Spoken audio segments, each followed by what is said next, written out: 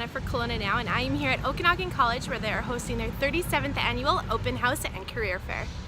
Our department coordinates putting this on, but it's really a joint effort of all the staff and faculty and a whole number of community participants, from businesses to employers to nonprofit organizations.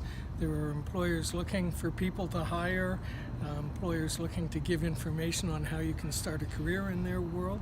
We also have all our programs represented here, and we've got more than 130 programs. So Career Fair is a great opportunity to come and prod about different programs.